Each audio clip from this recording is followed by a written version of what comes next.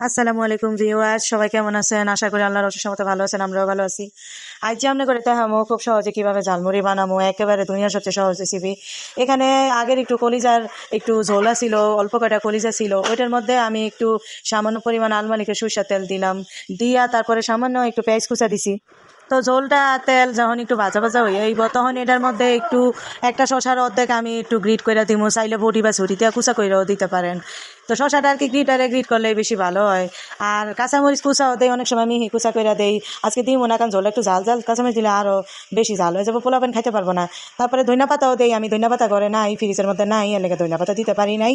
শুধু শশা দিমু, সামান্য পেঁয়াজ কুচা দিমু, আর সরিষা তেল দিমু, আর সবার শেষে মুড়ি মাখায় ফেলামু। আর এই যে একটা স্পেশাল জিনিস দিমু, সেটা হইলো কলম্বো লেবু। এই লেবুটা আমি যেই ফেরিওয়ালা থেকে কিনে আনি, উনি একটা লেবু আমার কাছে 20 টাকা করে বিক্রি করে।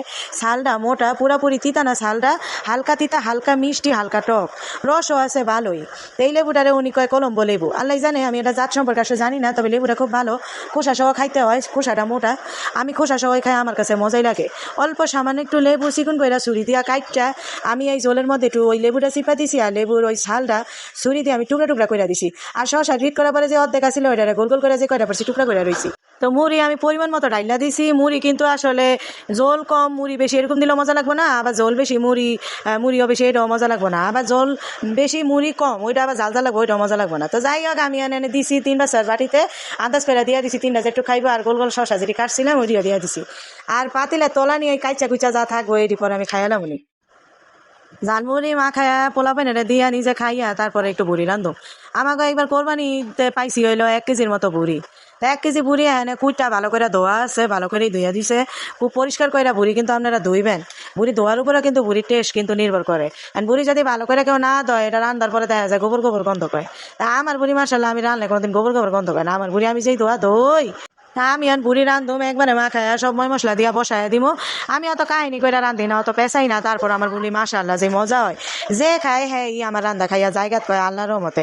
এনে 1 কেজি বুড়ির মধ্যে আমি লবণ দিব, আদা রসুন বাটা দিব, হলুদ গুঁড়া দিব, মরিচ গুঁড়া দিব, দইনা গুঁড়া দিব, তারপরে গরম মশলা গুঁড়া দিব, জয়ফল জয়তি গুঁড়া দিব, আর দিব একটু রান্ধুনি গুঁড়া মশলা, আর আলমালিকের সরিষার তেল দিম।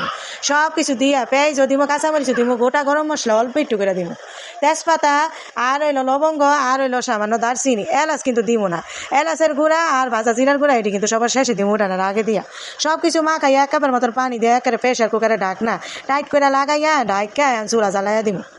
তো বুড়িটা বলো খাওয়ার পরে ঝোলটা টাইট না আইলে পরে আবার ঝোল দিয়া ওইটা ওই চুলাতে, ওই যেই চুলাটা একটু হালকা নষ্ট ওই চুলাতে বসাইয়া সিদ্ধ করবো অনেকক্ষণ লাগাইয়া।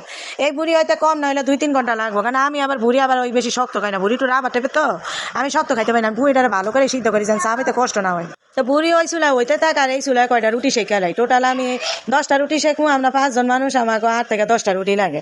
তা আমি আবার কিন্তু রুটিটা ভালো বানাইতে পারি আর না পারি, কিন্তু ভালো কিন্তু শেখতে পারি। আমার রুটি কিন্তু মাশাআল্লাহ যে ফুলে।